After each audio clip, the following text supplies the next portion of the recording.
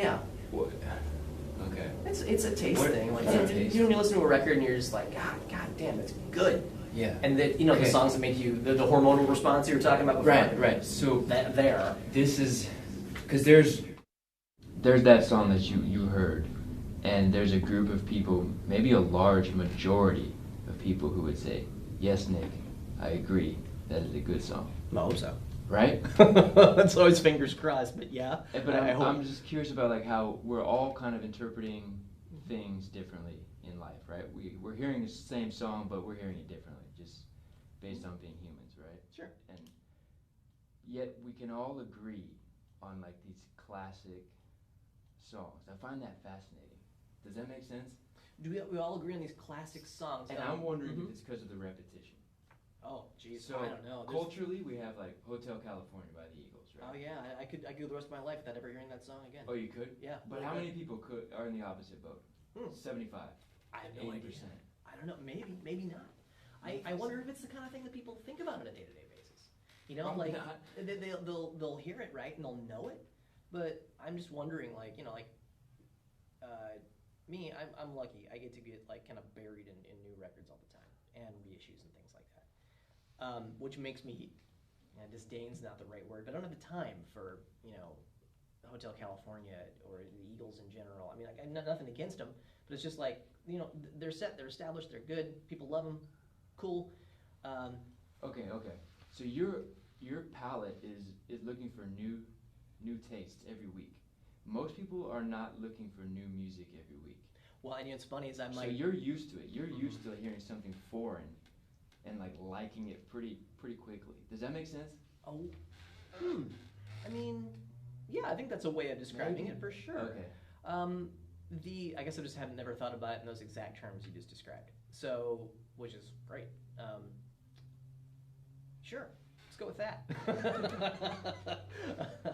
I think I just wonder if anybody's just casually listening to the show. Mm-hmm. I hope that they like it. I hope they don't hear it, don't recognize an artist. Like if it's an artist they don't recognize, Open Mike Eagle or Aldous Harding, that it still resonates with them. Mm-hmm. That they can still hear that. They can hear Nate Curry from Sacramento or Lillian Francis or Mediocre Cafe from Sacramento. Not know it maybe right off the bat, but like my goal is to kind of invite people in and be like I want to be the friend that isn't a know-it-all, but is enthusiastic about something and can share that enthusiasm with you in a way that opens you up to music. You don't have to love everything. I don't love everything, but if it adds to your record collection, if it makes you search out an artist or a related artist or a record label, if it gets you curious, that's another goal of mine. So instead of hang on every single track, Yeah, so you're trying to be inspirational in a way, right? I don't actively set out to be inspirational, but if it inspires, like great, cool. I think so, yeah. Yeah. How long have you been doing this? 13 years in Sacramento, and this is my 20th year in broadcasting.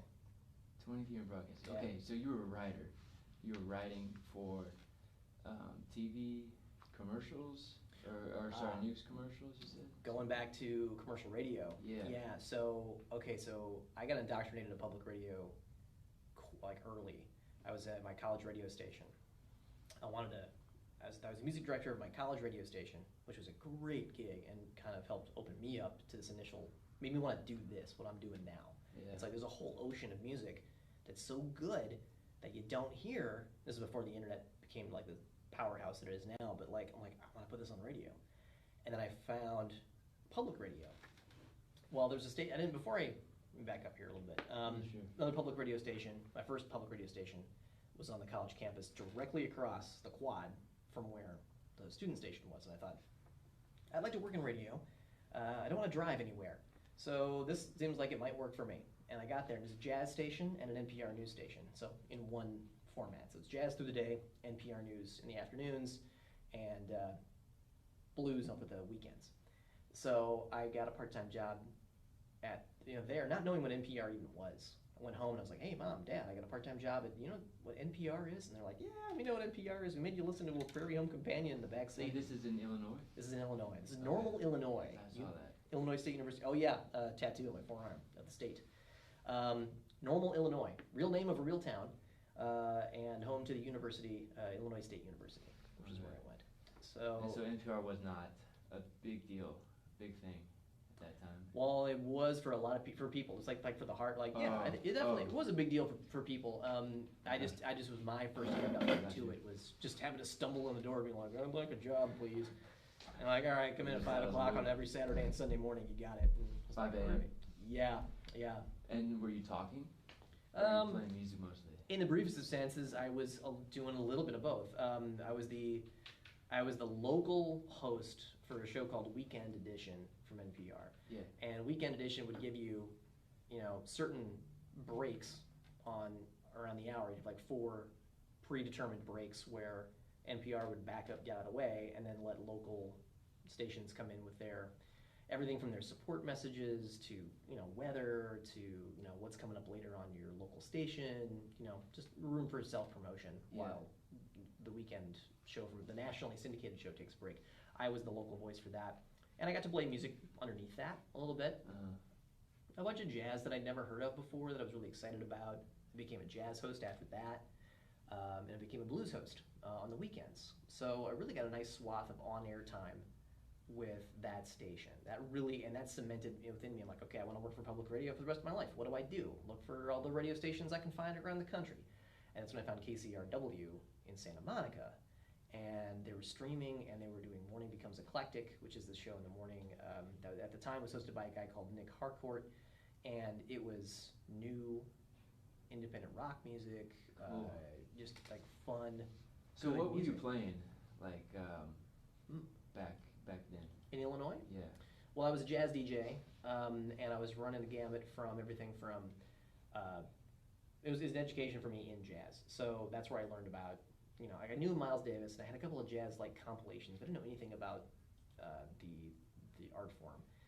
But I learned about, you name them, everybody from who's contemporary to, the jazz greats, and playing a lot of, I think what you'd call straight-ahead jazz. When I think of jazz, that's what I think of. I think of Thelonious Monk. I think of Miles Davis. I think of Nina Simone. I think of Dexter Gordon. I think of, said Mingus already because I'm nervous. But you get the idea, right? You're like your classic jazz roster, your lineup, 60s and 50s. Yeah. And then was introduced to more of the contemporary stuff. Tierney Sutton, a lot of vocalists have come to mind for some reason. I think because I liked them the least. Tierney Sutton and Kurt Elling and I want to say Janelle Monáe. It's not Janelle Monáe. It's what is her name? Jane Mon Height.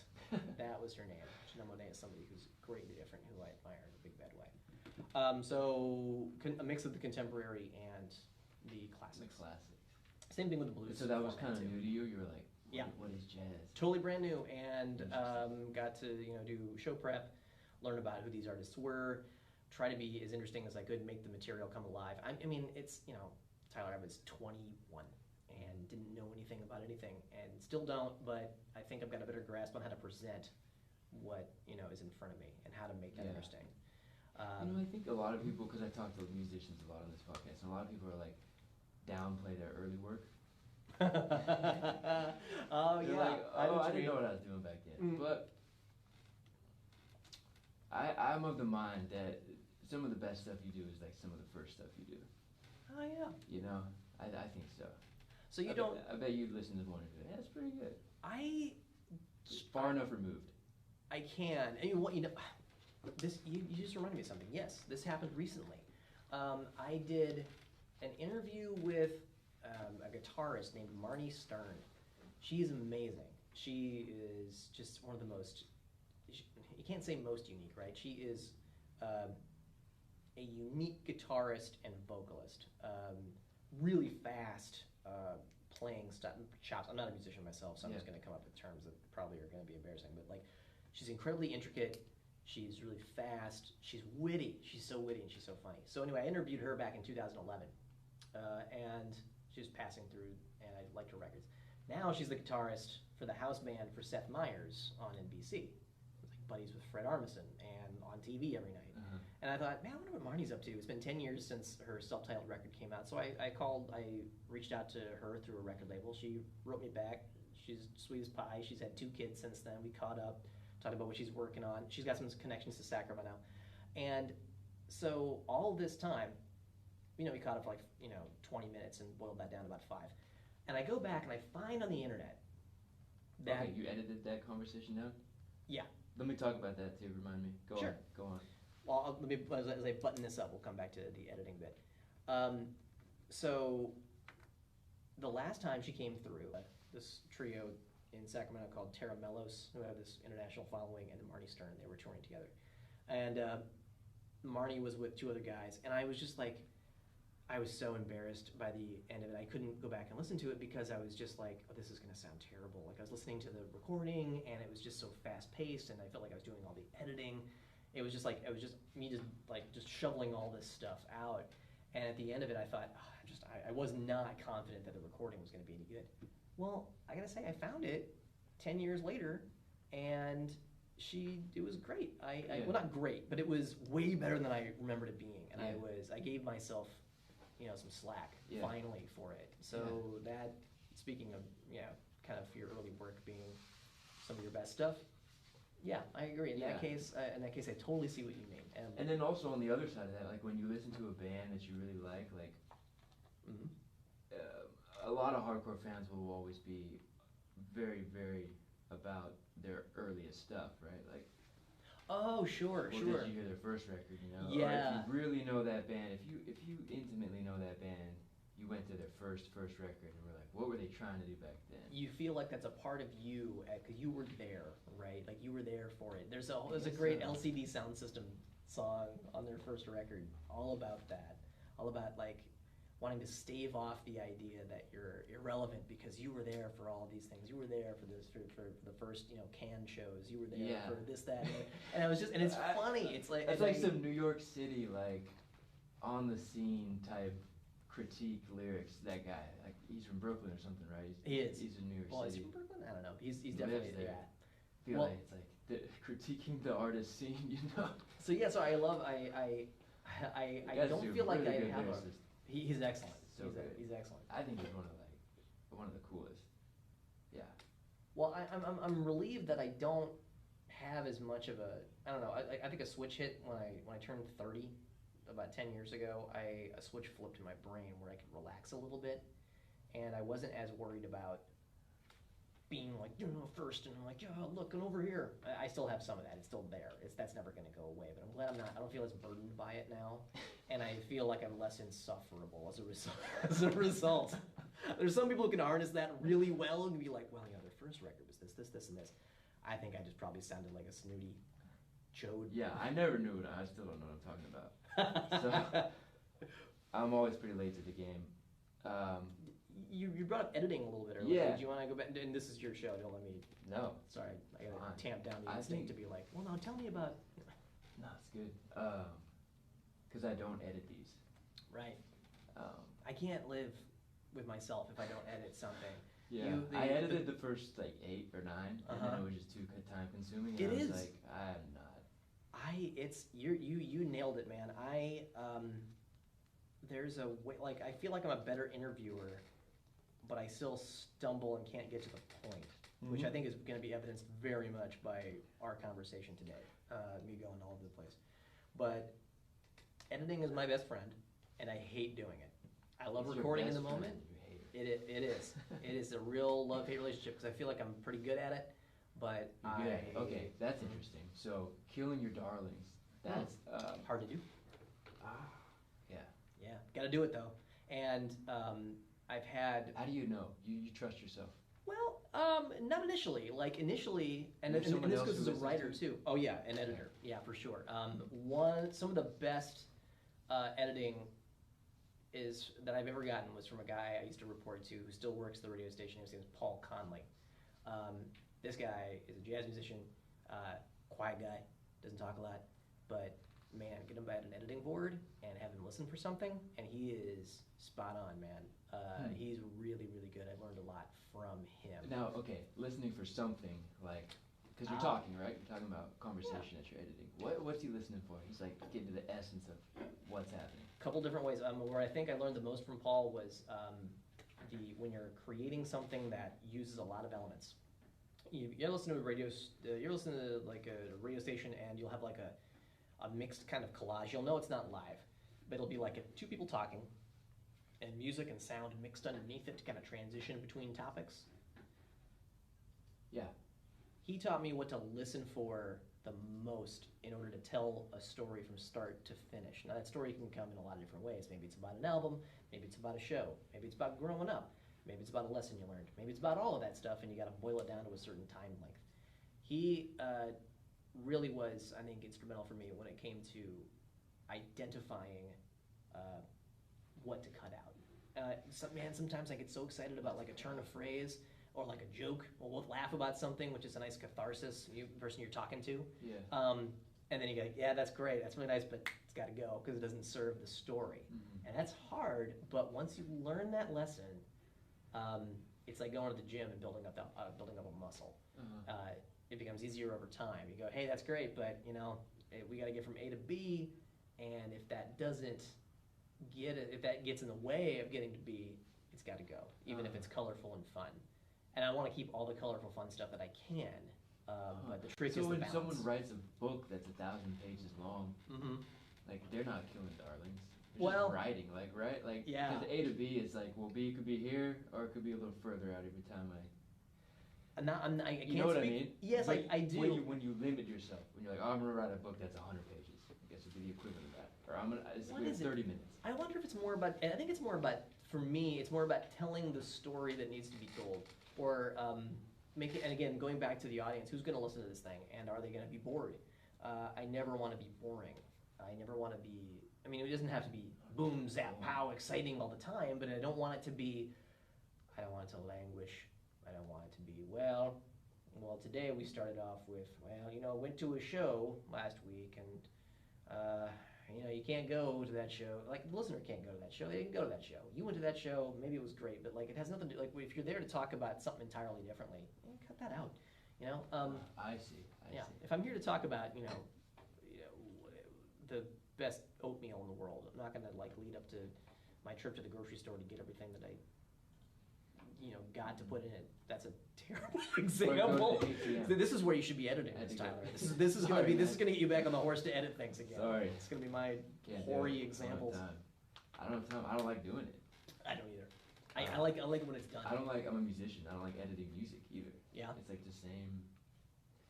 Being in front of the computer, like, my life is so much in front of, I don't even use a computer at work really that much, but it's still, like, in my life so much that if I can cut it out, man, I will.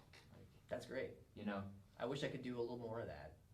Like screen time, like just getting away from that. Yeah. I'm pretty good about being off my phone now. It's crazy right now, man. Like, how much screen time humans go through. And us in, like, this world of, like, tech, cameras, lights, blah, blah, blah. Yeah, we're surrounded by 1, 2, 3. How many screens? I have a laptop in my bag that I don't have open. See, that's what I like about radio. Yeah? Yeah. Put it on the dial, clean the house, let someone else kind of take you through a 2-hour listening session. Hey. Trust them. Like, do you ever listen to your colleagues' shows? Yeah. Well, I oversee 2 of them. Yeah. And that's been some of the most gratifying work I've been able to do in my career so far is to work with Mick Martin on his blues show and work with Dennis Newhall because he works on the blues show as well as his own program called K-Zap on Cap Radio. And it's great just to chop it up and talk about music and what works and what we like and how to best present it. And yeah. Okay. Do you think that certain people have a quality of openness to them, where they're, like, willing to try new things? They're usually, like, it's one of the big 5 personality trait tests. You heard that? Is it? Yeah. Willing to try new things? Openness is on there. It's openness. But it's like looking for solutions outside of yourself, blah, blah, blah, creativity. People who are high in that are way willing to sit down and listen to you say, hey, you should listen to this. I should change the name of the show to that. Hey, you should listen to this. And then people who are a little more conservative or whatnot, and they're like what they want to expand themselves with are going to be less inclined to listen to a show like yours. Is that accurate? Well, I mean, I don't know. I mean, I think what you say tracks a lot with age, and I mean, who knows? Like, I have less patience for clicking and reading a full news article, but I did see a headline somewhere some years ago, like, or maybe I had a conversation with a friend. I don't remember now. Well, it's something about how they were telling me it's 20. By the age of 29 is about where you like what you like, and then after that, it's harder for you. It's harder for people generally to kind of, or they're less inclined to go out and seek out new things. Like, you've got your biases already kind of ready to go. Like, I like what I like, and this is that, and I've got a life, and now I've got a family, and I got to pay a mortgage, and I got my job I got to go to. And so you have less time to seek out new fun things, and maybe a little less inclination, just because you're like, I've got that. We're all set. Because again, I think maybe apart from people like you and me, not everybody's kind of what we were talking about earlier. I question how frequently somebody thinks about, well, what do I like these days? Maybe that needs to be rethought. Maybe I need to listen to a 2-hour radio show to tell me what I'm missing. Okay, but there's something to that. Are you saying that's a bad thing, or not a bad thing, but? No, I suppose just my own maybe observations. Yeah. Very unscientific observations. Yeah. But there's something to exposing yourself to new ideas. It's like trying new food. It's like going to a new restaurant. It's like going to watch a new movie. It's like it's a new experience. It's an audio, but it's audio.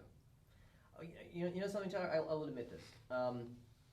Until about maybe this year, and for various reasons, I had a hard time kind of just going outside of myself and like looking up something on the web for new music. Part of that, I think, had to do with the closure of some record stores that I would go to on a regular basis, or the moving of some record stores, like The Beat in downtown Sacramento. It's now a Bevmo. Kills me every time I walk in there. And then I get something to numb the pain and I walk out. But I really started taking seriously the idea that, I mean, also it's like part of a job.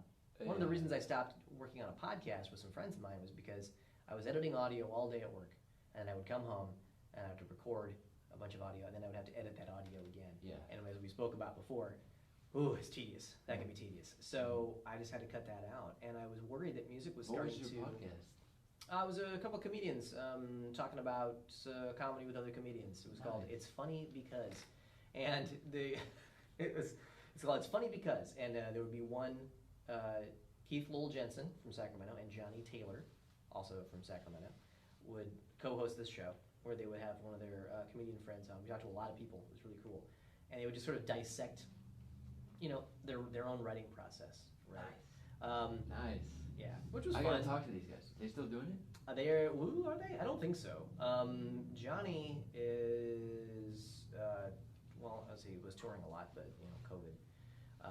Keith's writing a lot and doing other things. I'm not sure what they're working on these days outside of their own comedy and virtual showcases. So you were saying... Yeah. You were saying... I forgot. Oh. We were talking about the tastes and trends. You're talking about how you don't go out and look for your stuff because you're editing music at work and you go home and... So here's a scoop. Here's an admission for about one person who might find this interesting. I was worried that I was losing my taste for it. I was losing my enthusiasm, my drive, my lust to find new music and get excited about it because I just kind of wasn't. Beats me, man. And that was the scary thing, is because I was like, well, why do I feel this way? I used to love this. Why am I kind of waning on it? A couple of factors I think happened, but within the last year, I just dove back in a big way, and it's been great. I have to schedule it now. Like, I've got on my calendar, I schedule about an hour and a half of like audition music, just says that, and I honor that and I stick with that, and it's so rewarding. I mean, I don't love everything. Actually, the majority of the stuff that I listen to, I'd be like, it's fine, it's passable, it's okay. But boy, those moments that you get something that really just like rings that bell in your head, that's why I do it.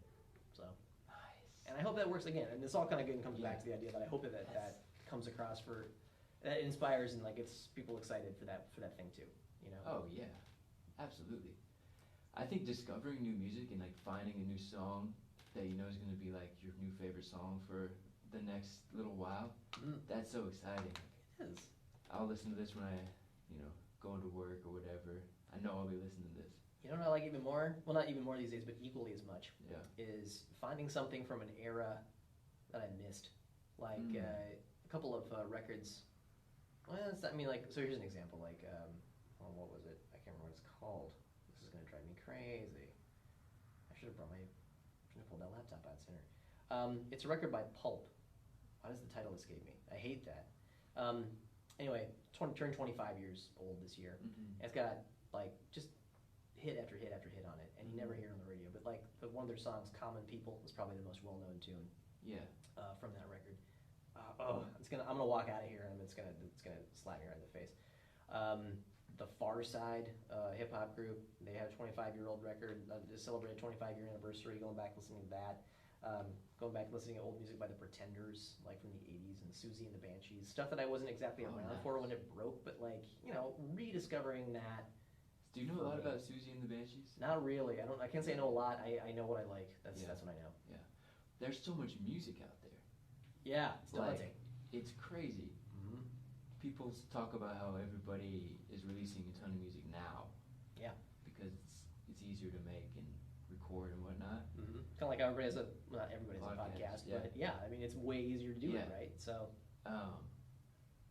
But back then, they were putting out a lot of music too. Yeah, I wonder what that would look like the numbers as to now. How many more amateur musicians are there in the world? Yeah, that's tough to quantify. Millions. Because you can still, like, you'll find garage rock from, you know, regions and compilations that come out of things. And stuff that's just lost to the sands of time that never got published. It's crazy. Yeah. Yeah. Like any creative endeavor, right? Like I feel like anything, like, you know, you could say the same thing could be said about a playwright or playwrights or, you know, aspiring authors. Anybody that has to, like, you know, really, like, you know, capture a lot of people's attention at once, or you know, that you just don't even hear about. People, artists who weren't appreciated their time. Yeah, you know, that kind of story fascinates me. It does. Me too. It's crazy because you'll learn about people back then, and they were like also blacksmith and had like 7 kids, or like, you know what I mean? They weren't like had a real lust for upholstering furniture, or just lived like or they were philosophers. Or like all these other parts of life that they're, like, I heard something the other day about the amount of music Bach wrote, that if you were to actually write it out, it would take you like a year or something. Some crazy statistic. Don't quote me on that, but it's a long time. It's a long time. I imagine. And I mean, it's hard for me to, like, really speak on the matter because I don't do exactly that kind of work, right? Like I want to be a platform for that work. Okay. Okay. But yeah, you know, like, so, you gotta keep churning it out if you want to keep refining your craft, right? Yeah. You want to be a platform for it. Yeah, I mean, it's easier than doing it. I think one of the reasons I'm not a musician is because I like being a professional appreciator. Yeah. But yeah, like, if there's something that I think is really good and has merit, like here's an example. When I was in high school, in my small town of Milledgeville, Illinois, population 1,000 people, I thought Dave Matthews Band was the coolest. I'm like, man, listen to this. This guy's got artistry, he's got talent, still does, here in 2020. And then I got to college, and then I just saw the overwhelming amount of people who were already fans of Dave Matthews Band, and I thought, okay, no problem. I don't have to be, it was like, it made me not want to stop there. I wanted to have that feeling about other artists and other groups and other, like, and like, what else is out there? It got me, you know, like, okay, Dave's taken care of. He doesn't you know, want my fandom, but it's not like I don't have to, like, be a devotee. I don't have to get out there and, you know, start shouting on the streets, you guys gotta listen to this dude, he's really good. They know, Nick, they know. So what I get the most satisfaction out of these days is, you know, giving a platform to an artist that doesn't already have widespread recognition, but who's really good, is in my estimation, and, you know, supporting that artist, and especially if they're local. I mentioned a couple somewhere in the middle of our conversation. Just discovered the music of, I've known his name for a while, but actually got into his music just within the last week. Nate Curry from Sacramento, Mediocre Cafe, and Lillian Francis. Monty Bush is amazing. Poor Majesty. Oh, he's so good. I interviewed Cooper, Mediocre. Oh, you did? Oh, isn't he great? Like 2 weeks ago. What a fun guy. Yeah. Mm-hmm. Lives in my neighborhood. I'm just like, he put out one of my favorite Very records cool. this year. Yeah. So it's cool to be able to, use my platform at Cap Radio to say, here's somebody who lives in this city who's really, really good. Yeah. Buy their records. Go Yeah. check them out. Go, they're playing. So it how now. long have you been in the local Sacramento music scene? How long have you been doing that? Probably about as long as I've had a show. That goes back to about 2009. So 11 years. Yeah, that's about right. I could always be deeper. I kick myself about how many live shows I don't go to. And I think this year, my girlfriend was going to go to about 36 different concerts and had like tickets. And I'm like, okay, cool. This is great. We can go together. And we bought tickets to a bunch of different stuff. But 36 shows. wow, I'm exaggerating. She had big plans to go to a Sounds lot more awesome. music. She actually had plans to go to music to music shows out of state. Wow. That was Yeah. but Festival. yeah. Well, actually, in one case, no. In one case, it was just Oh, one nice. band that she loves, and that was one of the closest places they were playing. So, it was like Red Rocks. Anyway, So you were gonna go see a bunch of shows and then Yeah, obviously COVID. can't. But Literally. the music scene here. Yeah. You were kicking yourself for not going to as many live shows. Yeah. But you know about all the bands here. True. Right. It's just a matter of, when I said earlier, when I turned 30, that switch flips and I'm like, relaxed a bit more and not as worried about stuff. That was also the switch that flipped that said, I'm cold. I don't want to go out tonight. So that was the excuse I used all too often to stay in and not go see, people perform. Yeah. So Yeah. so it's nice to kind of be over that hump too. Yeah. But it happened to happen at the time where every venue on the planet is now shut down until who knows when. Yeah. So like cities have like go through these phases of being like music cities, right? Like in the 60s you could say Memphis, Tennessee was a huge music city. Detroit was a huge music city. Portland, Oregon, Austin, Texas kind of had these renaissances in like 2010s. Brooklyn, San Francisco in the 60s, right? I'd argue Austin remains. Austin sells itself as a music city. Okay. Yeah. So you walk into their airport, Yeah. and local artists are playing over the intercom Nice. constantly. And I think that's great. Yeah. South by Southwest, huge for that. So Yeah. so yeah. Some I don't. Are you referring to like eras? Maybe I cut you off. Sure, yeah, eras of like peaks of a city putting out a lot of artists. Yeah. Relevant artists to like the mass culture. Popular. Do you think that Sacramento had that, will have that? Does it have a identity already that I'm just not aware of? Any thoughts? Yeah, I think this is a question that gets asked a lot, and I don't know everything. I never will. What I know and is only based on what I've seen, and there is a lot to crow about in this city. There are so many great artists, past, Okay. present, and future. I think that that you can see. When I first got here in 2007, you didn't stick around. Like the artists that I knew of as I was learning about who was here and all that stuff, either were already established, bands like Tesla, right? That's a big one. Cake, that's also one. Actually, Cake, I discovered where I found out about Cake, I was in junior high, and that's how I found out about Sacramento, California, where that was too. So I thought, that's where, when I got this job, a dozen years later, I thought, I'm going to see Cake just walking around town. Yeah. But, it all depends on your sphere, right? Your bubble. Like, Mozzie is a huge artist in certain circles. You don't hear him on the radio, but the dude draws a ton of people. Death Grips, same way. You don't hear him on the radio, but they have this huge cult following. They're international touring sensations. You know the name. David Bowie name-checked Death Grips just before he died, and they're from Sacramento. Tara Lopez is a phenom. She is from Sacramento.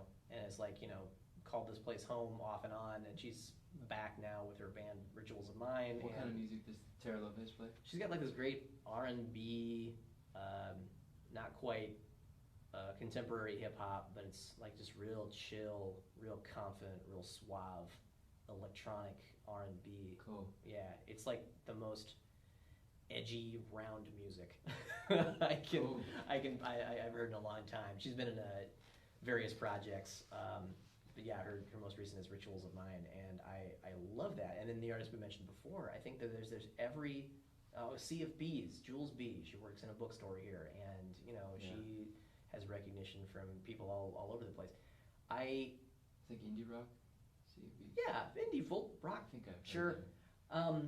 So I love the amount of talent, and one of the reasons that I think public radio, cab radio needs to step up, and I'm trying to get us there, and they're listening, is a public radio station ought to be a reflection of the culture of that city.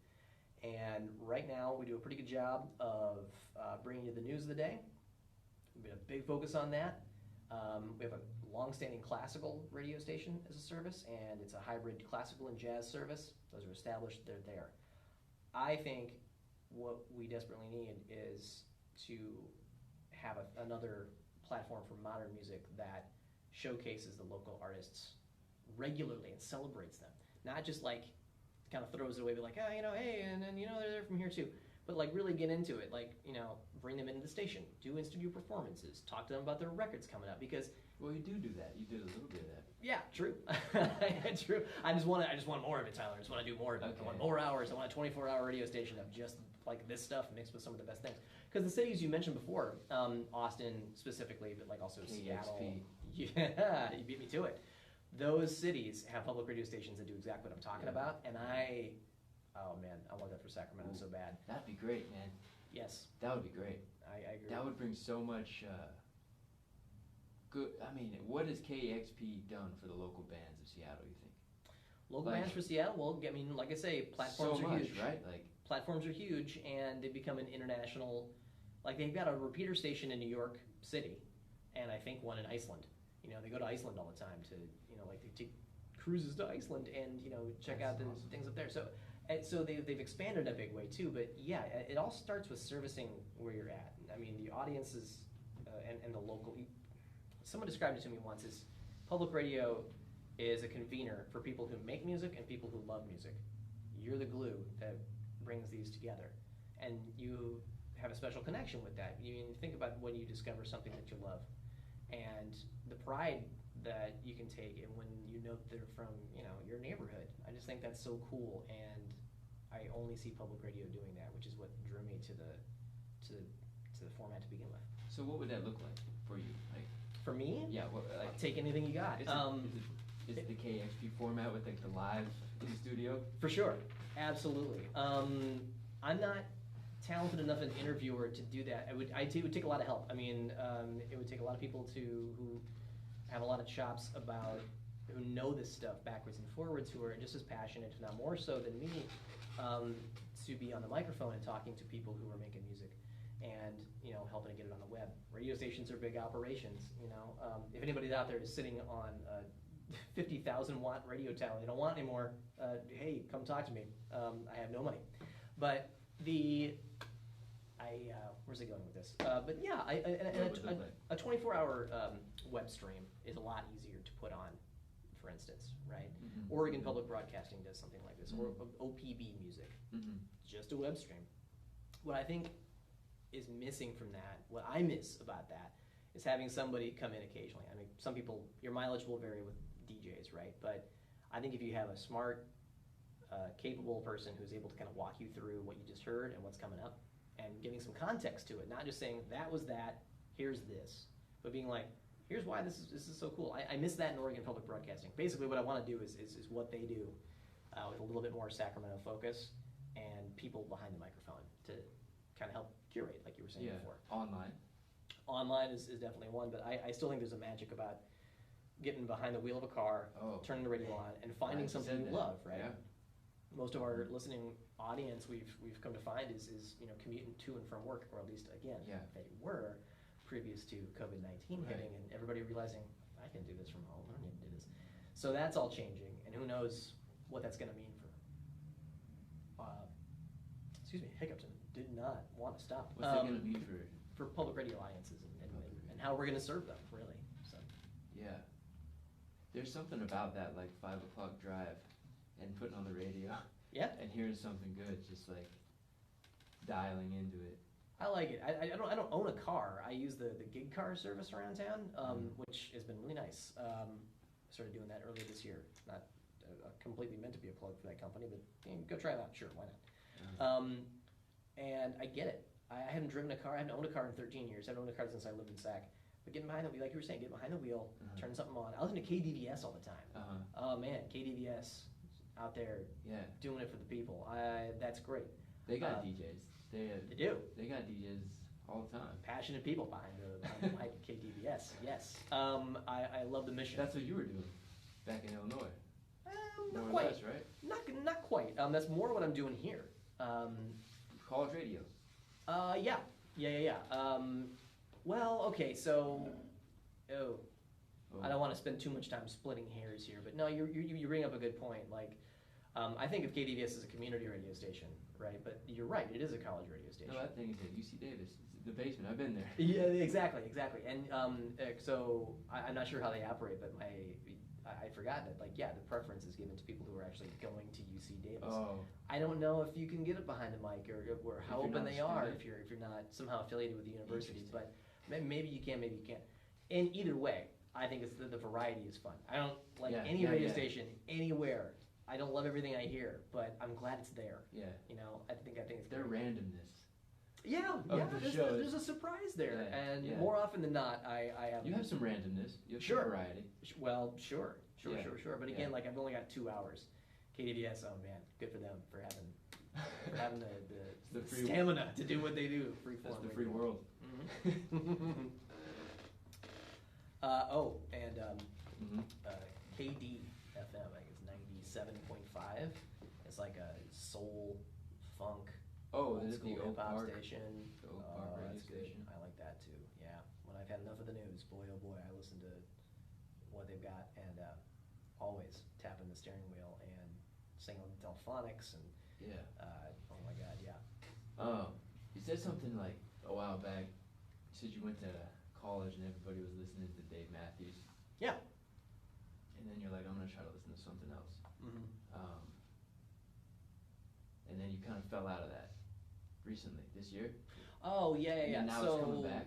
Yeah, you were in... I kind of like, it was like my marriage to loving music was kind of hitting the rocks. The divorce. Well, yeah, it was like we hit the skids.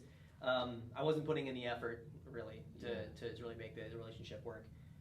So let me just continue here. I think. Yeah. But when I listen to music recently, I found that I'm very utilitarian about it. Oh.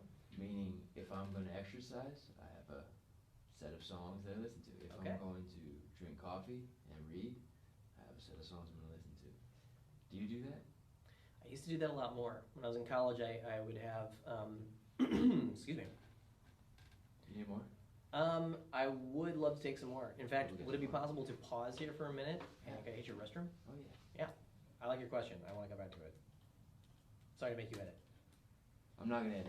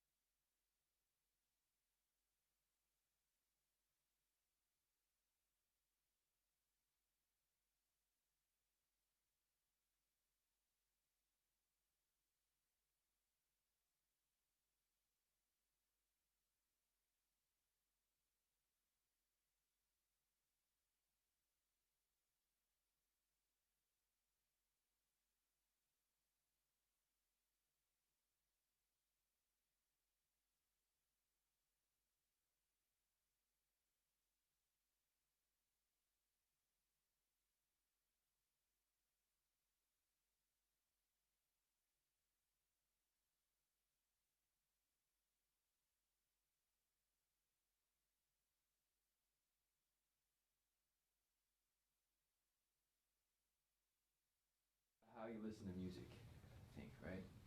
How I listen to it. I was oh yeah, with the falling out of love with doing it all. Yeah. Which is a weird thing to say out loud, but you're right.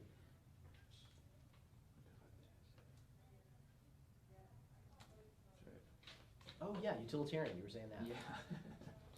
I don't know if that's the right word. Utilitarian. We're rolling.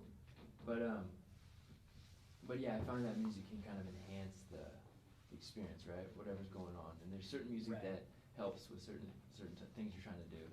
Going for a run, you know. Mm-hmm. What people intuit that, but yeah. Any thoughts on that? I find that when I'm really pissed off or sad, I'll listen. You lump those two together?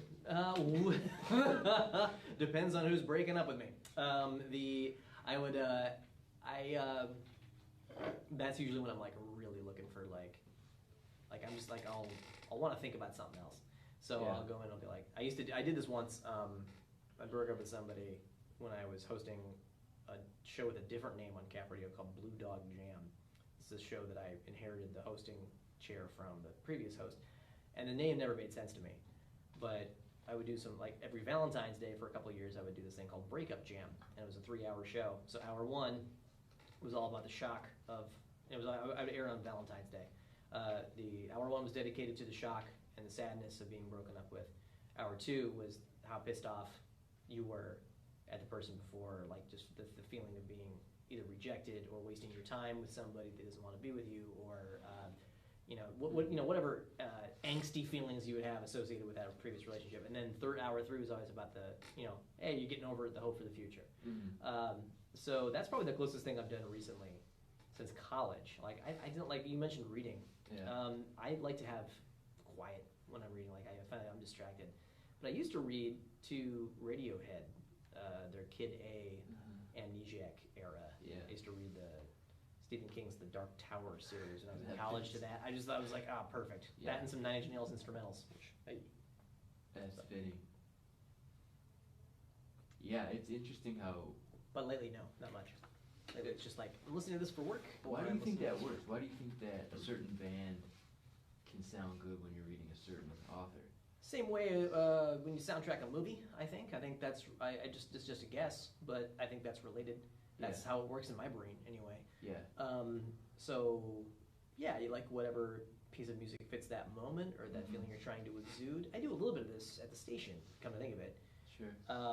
Mostly whereas it pertains to fundraising. Like I will oftentimes, I do a lot of work with our audio production department, like when we're not, like every time there's a fund drive that's going on, and it's otherwise it'd be like 5 minutes of just two people behind the microphone sounding very NPR about why you ought to give to public radio and how it nurtures the community and to break that up, we'll drop in listener testimonials, or we'll drop in 30-second, 60-second, minute and a half pieces that we produce that tells a story and ties it back to the importance of giving. And oftentimes, when I want to get into that mindset, do I want to be inspiring? Do I want to be contemplative? Do I want to be, some version of, an emotion I'm trying to convey? I'll start listening to music that does that as I write. So. Oh. And oftentimes that's where I'll hit. I'll hit something where that's when I'll put a song on repeat again and again and again and again and again, to kind of keep that, to keep me in that mindset, to keep me in that zone, to as I type and then as I delete everything that I just typed and then to retype and then to edit that and then to delete everything and then start again and then get to the finished product eventually. Do you have an example of a certain song that evokes this certain emotion? Shangri-La by Yacht. Especially. What does that do to you? Let's see, it starts off, it's a real energetic song without being fast-paced. The beat moves you along, but it's not boring. Like, it's dynamic enough that'll it'll have enough changes within the piece to keep it interesting. It's still a pop song, but it's. What emotion does it give you? Hope. Oh. Yeah, for sure. It gives me hope, and it gives me... Good for fun driving.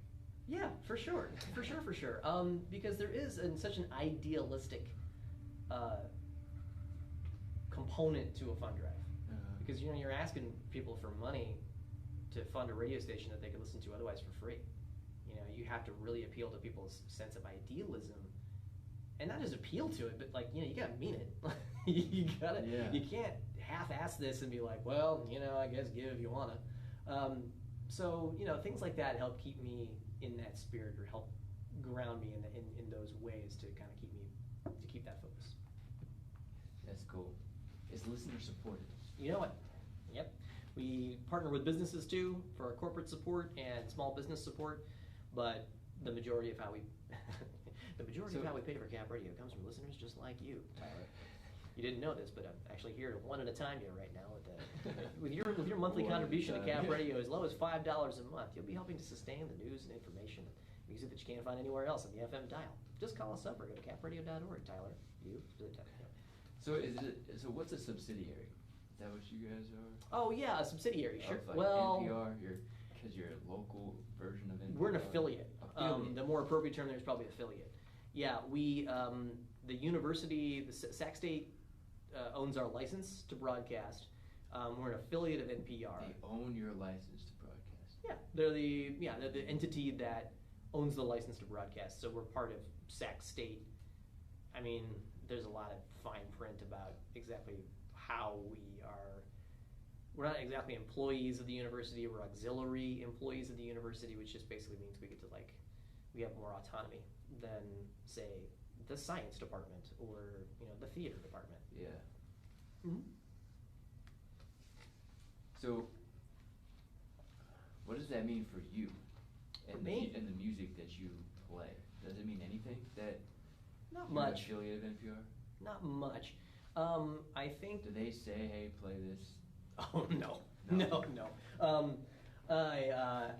glad for that. That's a big thing. A big aspect that attracts me to public broadcasting is that there isn't some consultant or some focus group or some other. You do have focus groups though, right? You did say really. They drop off records, right? Oh, those are promoters. Promoters will send me records.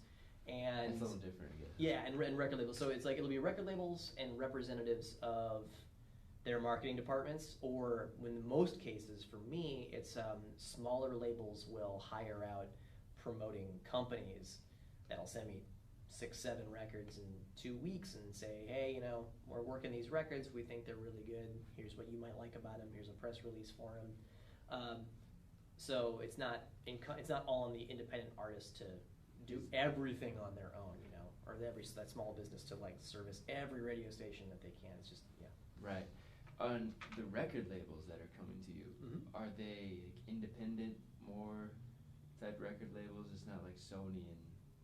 We do get Sony and BMG and Warner Brothers, all that stuff will still get serviced with their music. It's not the majority of what I get. So you'll still get Ariana Grande. Actually, no. I did mention Ariana Grande. No, we have not gotten service with her music. Yeah. Some of this too is based on most of this is based on the trends of what I report every week. I'll send in a chart that says, okay, here's what we're playing, and then those artists will be reflective of and then the industry. We report to a system called NACC, North American College Chart, and they charge promoters and labels access to get in to say, okay, here's all the radio stations that are telling us what they're playing. You pay us, we'll give you the list. And then they'll look and okay, all these radio stations in Sacramento, California, Cap Radio is playing this. And through their own devices, they determine who contacts us and how we get on their lists and stuff like that. Uh-huh. Mm-hmm. And then it has to pass the cut of whoever's hosting the show. Right. Mm-hmm. And is that how the majority of radio stations work? Your mileage may vary based on radio station, but most commercial FM music radio stations are a subsidiary of a bigger company. So to get back to the big S word. Uh-huh. Entercom, iHeartMedia, or iHeartRadio, Telemundo, I think, was one. And they all have affiliates, much like NPR does. The difference there is that NPR is not dictating what we play on the radio. Like, no one from NPR is going to come down and go. In fact, it's quite the opposite. More along the lines, NPR will ask me, hey, what do you like? And will you write a paragraph about it this month for us for our website? And I do that. The other way around is like, commercial radio stations have gone and become the same thing, the same sound. Every city has a classic rock station, right? Every city has, classic rocks and it's the same playlist. Yeah. It's the same 25 Right. songs. It's the same 70 songs. It's the same, it's this. There's very little dynamism, I think, on the music radio dial, and it's been that way for way too long, and it doesn't interest me. So of course people are turning to things like Spotify, which I also have my own problems with. What are your problems with Spotify? Spotify, their business model, big time. How they pay or rather don't compensate their artists. I think they really cheap out. And then that's not me breaking any news here. There's any number of outlets that done actual reporting on the matter who can go into detail of it. Yeah. But, so and treating it as more of a commodity. I think once you get to a certain size. What would you call it? An art, not a commodity. Oh yeah. What would you call it? Don't get me wrong. Like I want people to like it, and I want it to be accessible. Like I don't play everything. I don't play always the most challenging track on a record, but I try not to shy away from, stuff that makes you think. You may not love it right away, but there may be some depth in there you don't know. And commercial radio doesn't have time for that because they. And again, this goes back to, I think, by and large, advertising. The most cynical way I've ever heard it put to me was that music is the filler to get to the content, and that is such a sale, and the content in that in that equation is the ads, and it's keep the most amount of people listening for the longest period of time to get to the next set of commercials, because that's how we pay for the thing, that's how we do this, and so man, oh man, that does not interest me one bit. I hope that changes. I hope that makes the FM dial more interesting someday. I don't know. I don't know if that's in the cards anytime soon, but it ain't happening now, man. So when you write a review about a music, like you said, a paragraph. Hey, Yeah. Hey, what do you think of this record? Write us a paragraph. Mm-hmm. What goes into that? How do you do that? What's your process? Ooh. How long do you give that record? My first question. So. Oh, okay. So luckily, I don't have to write about full albums much because, again, I feel like I'm out of my depth for that. Because so you just do singles or? Yeah, albums? I guess yeah. So NPR does this thing where they reach out to member stations once a month, and they say, hey, it's called heavy rotation, and it's just I've seen that. There you go. So every other month or so, NPR comes to me and says, hey, would you like to write about a song that you love that's in heavy rotation right now, and why? It's pretty short, right? 150 words or less. There you go. And that was something that, I don't know, What are you supposed to say in 150 words about a song? Oh, anything you want, really, as long as it's truthful, and as long as it doesn't meander, if there's a point to it again. So, yeah, I like doing that. I feel like that I think that's one of the ways to help keep me sharp and help me think about music in a way that I can then relate to other people, instead of just like, it's good because I like it, and it sounds nice. It's, being able to like point to certain things. I usually I try to steer clear of this sounds like another band, like trying to be too reference based. Yeah. And kind of just go, here, I like this because it makes me feel a certain way. Yeah. When I hear this, I think of this kind of a scene. Yeah. And a lot of it's interpretive too, as all art really is, if you think about it. And that's what I like about music that doesn't just, I like all kinds of music, but I think I like the stuff that you interpret the most. Like, it doesn't spill it all out for you right away. There's something about like having a great rambling country ballad that just tells you a story that's great. There's it's another thing entirely to listen to something by the Flaming Lips and just kind of get lost in it and let your mind wander. Mm-hmm. And yeah, that's fun. That's fun. So that's kind of how I approach that particular task. Yeah. The country thing, that's interesting you brought that up.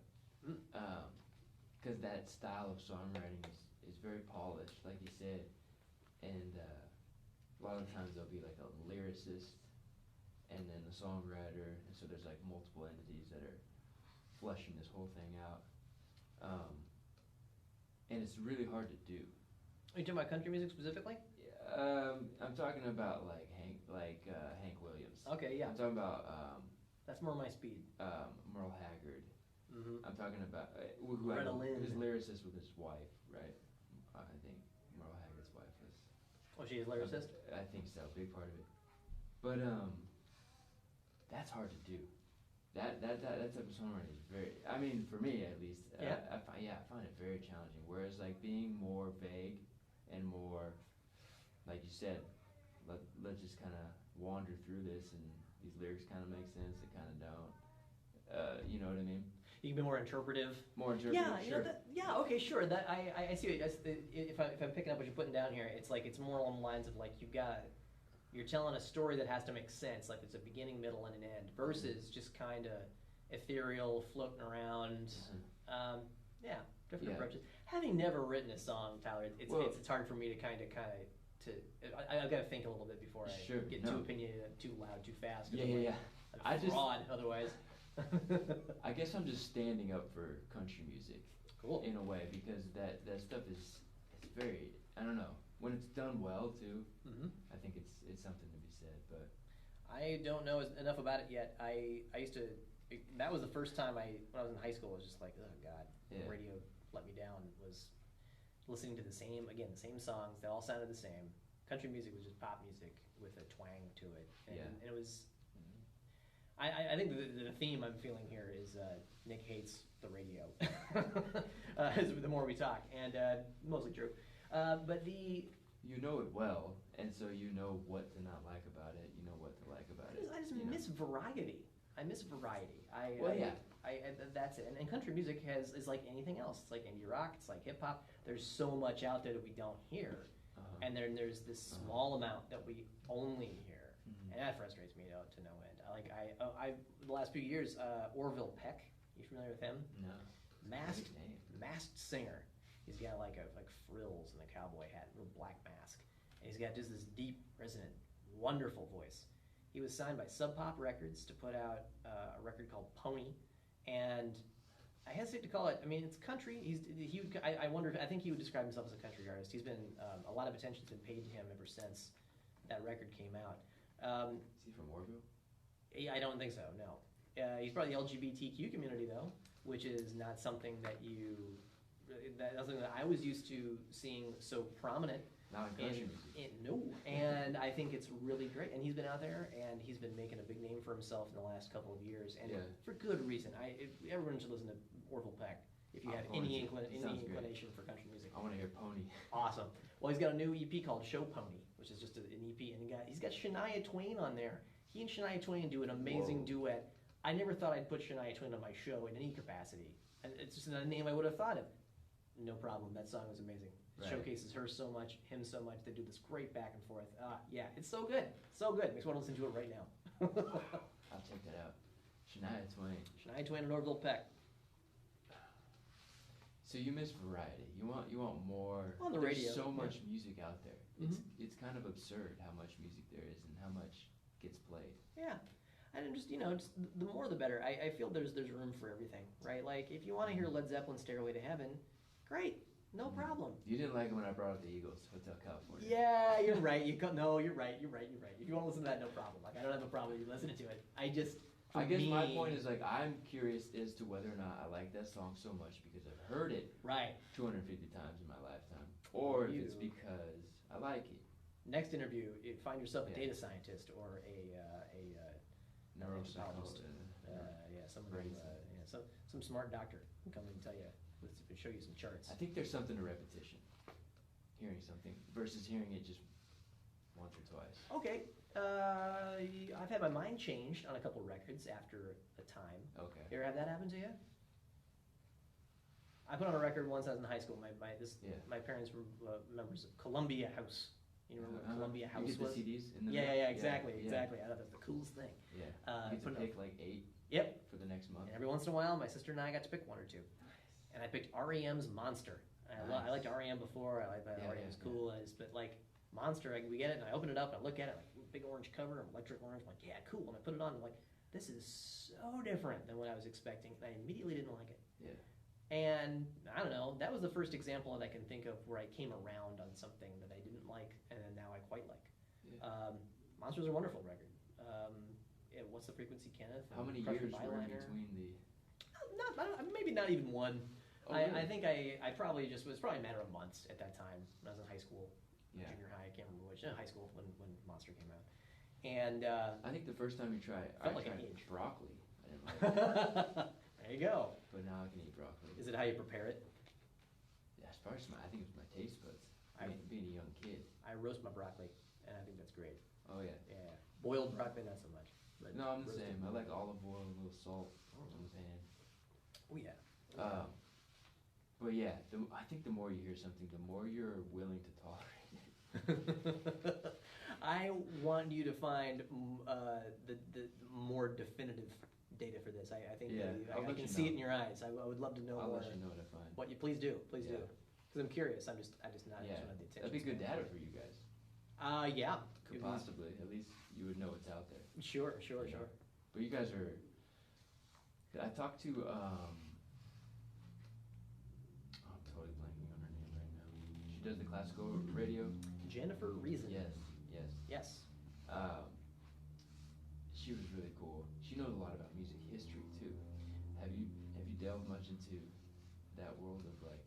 I think being in the classical world, like Jennifer is, she's like, you kind of learn a piece and then you learn about the composer and where he was from and what was going on in the government at that time. So you kind of get a little bit of that. The three pillars of music history. Jennifer is great. Well, that influences music, you know. Government. Yeah, you're right. Sure. It does. Back in the day, you couldn't play certain intervals in the medieval era. You couldn't play a diminished fifth. It was like illegal. What? Really? Yeah. Ooh. The church would not allow diminished fifth. Now jazz is just all diminished fifths.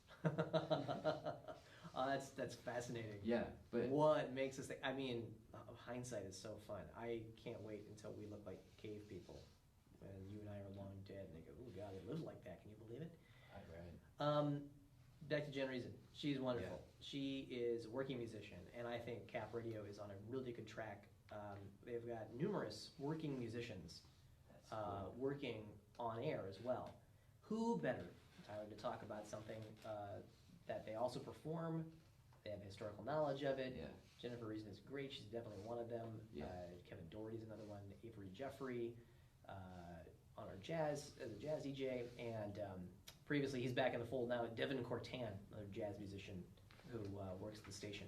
Yeah. I think that's great. That's something that is a really. I think that's a good trend, and that's something that I hope we continue doing for our music product, because it's one thing to have me come on and go, well, I like this band. But you're doing modern. You're modern. But music. I'm not an indie rock. I'm not an indie rock band or a guitar rock band or anything. Like I can pick up. But maybe that's okay.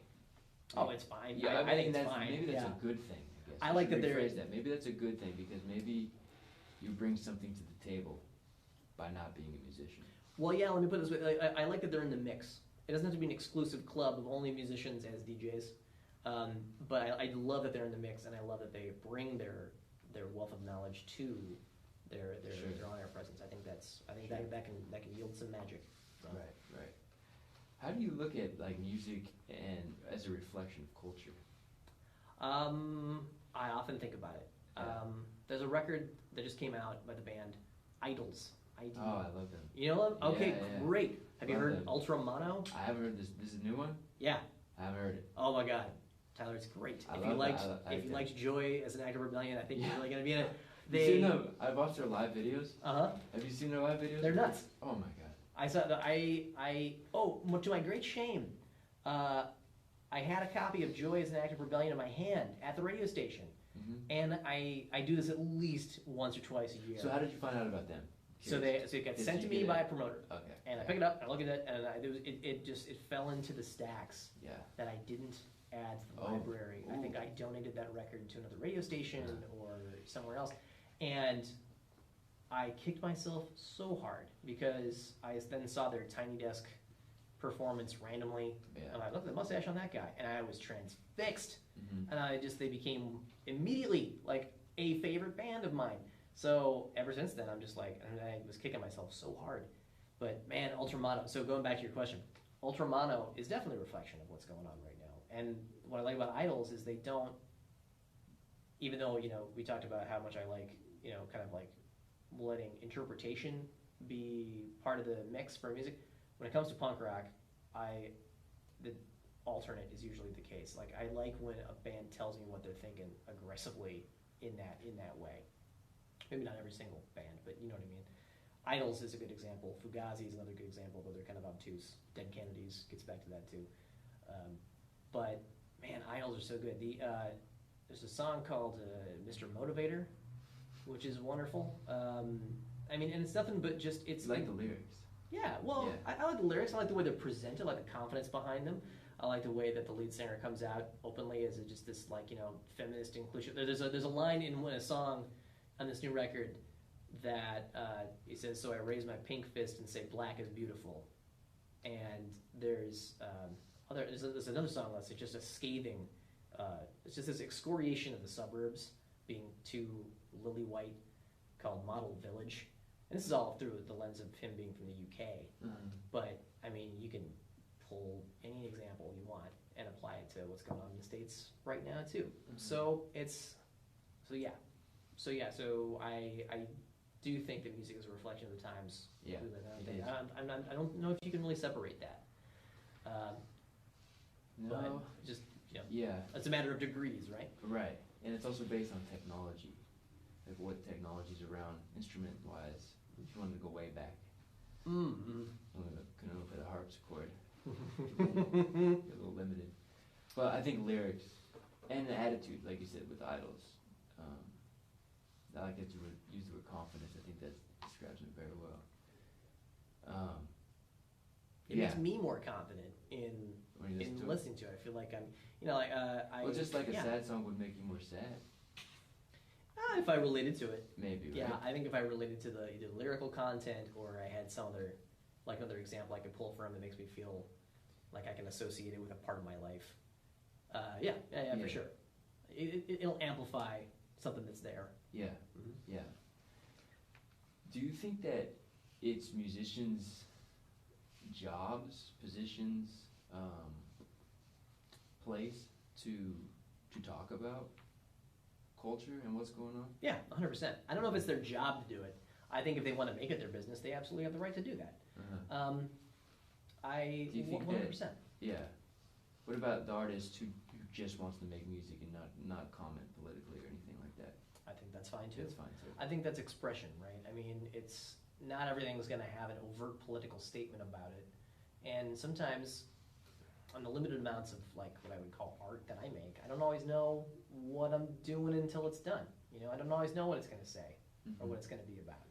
And yeah, I think there's room for all that. Yeah, for sure. Yeah, because it's interesting. We live in a time now where it's very, very loud space. There's lots of voices, and I wonder about that. I wonder if that's a little too much pressure to put on artists, but I'm sure some of them get fuel from what's going on and actually enjoy writing about what's going on politically and whatnot. Rage Against the Machine comes to mind. Sure. Just a band that is just this. Our muse is government corruption. Yeah. That's what we write about. Yeah, it really is. Yeah. We're going to have a whole list of Noam Chomsky books in the liner notes that we hope you'll check out. Nick in high school. Totally. Yeah, I like I like all that. What I detest is when a talking head on a news network tells an artist or somebody just to shut up, and comedians I think get the brunt of this on Twitter. Don't talk about politics, just tell jokes. Well, where do you think the jokes come from? Mm-hmm. Jokes come from all over the place, but every reason to pull from what's going on politically. You don't have to agree with it. Comedians have access to everything. They can go wherever they want. I think, yeah. They should be able to. I think most artists should. Yeah. But yeah, I am a big fan of numerous stand-up comedians. But it's weird to have to continue to see. I don't know if I can call it discourse on Twitter. I don't know if Twitter's the place for discourse. No, you of course know, not. it's 150 characters. That's not discourse. You put a bunch of threads out there, and it's I don't know. It's like any tool, right? Like if you use it right, it can be used for a lot of good. Yeah. But I don't know. You ever get an email from somebody? You ever write an email and go, oh God, I can see why there'd be room for interpretation there. I do this sometimes. I hate sending email. I would so rather at work. I walk to someone's desk to make sure that I'm conveying what absolutely is what I'm trying to convey, because anything left up to that much amount of interpretation can be read as sarcastic, and people will get the wrong idea of what you're trying to do. It's the body language, context, tone of voice, nuance, all of that is so important. You'll lose that. You lose that in text messages, you lose that in email, and unless you are a damn fine writer and dedicated to the craft, you'll lose that on Twitter too. So I don't know. I don't love it. I think I'm gonna probably pull the plug on social media at some point entirely in my life. I got off of Facebook, and it was one of the best things I've ever done for my sanity. Yeah. Just be done. Yeah. Half-formed opinions being thrown at you is the worst. And no, I'm sorry, it's the second worst. The worst is when they're my own half-formed opinions that I fire off without thinking. Mm-hmm. And I'm super guilty of that. And I don't like the way that looks or feels, or, I can't trust myself. It's like, that's what. Yeah. It's funny when I hear people talk about the different platforms. I think some are more toxic than others. I think Twitter is one of the ones that I hear people bash the most. I used to think it was the anti-Facebook. And now, not slightly. I don't think I've ever really looked at Twitter. I live under a rock, kind of, but. Oh man, if you can stay off it now, I don't know what. No, I have Instagram. Sure, which means also you have Facebook then too. That's true. To a degree, maybe not the platform, but. So you can have Instagram without Facebook? Yeah. You can. Mm-hmm. You don't have to link the two. Yeah, I do. For all the. How do you feel about musicians and their promoting on social media and all of that whole world? For it. I find out about music. I found out about on social. Yeah, absolutely. That's how I found out about. Watch here. I go back on Facebook. That's how I found out about Poor Majesty. Somebody had posted a snippet of his video. I had heard his name, but someone posted a snippet of his video out front of a barbecue restaurant in Midtown a couple of years back. And I'm like, hey, that's right by where I live. And I was like, I wonder what he sounds like. And I played it, and I'm like, this guy's great.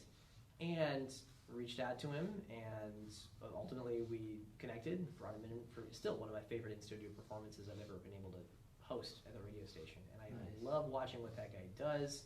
And so that's great. I think an artist, go ahead, go nuts, promote yourself. I mean, it's another avenue for that. Go for it. Sure. Yeah. You're gonna connect with somebody who likes your work, right? So. Right. I think a lot of musicians, at least the ones I talk to, have trouble with the self-promoting thing, balancing that. Yeah. And then also just feeling like they need to be on social media, because if they're not, then they're not promoting themselves, and they're not, no one's going to hear their work, like a necessary evil type thing. Sure. Well, marketing is a whole different discipline, yeah. Right? And some people have more patience and enthusiasm for it than others.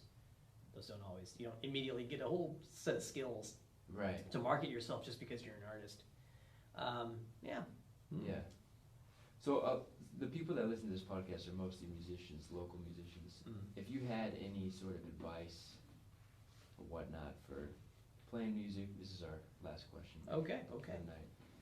Any sort of just send away that you could give to, young musicians wanting to, be heard and grow and be here in Sacramento, and yeah. Well, let's see.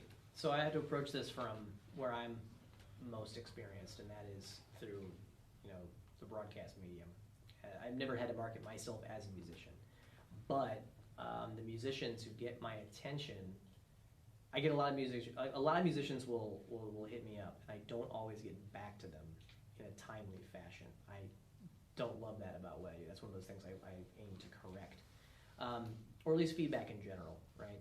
I guess try not to be discouraged best you can. Have as much patience in other people like me if I don't get back to your email, and continue to have confidence in you and your work. Wow. Even if I don't like it, even if It people just goes like, for anybody they're reaching out to. I feel like, you know what I mean? Like, yeah. anything in life is like that, where Believe in what you do. Yeah. I think that's really important. No matter who you are, what you do, I think that's a good thing to. that's cool. That's something to. I mean, believe in yourself, right? That's kind of.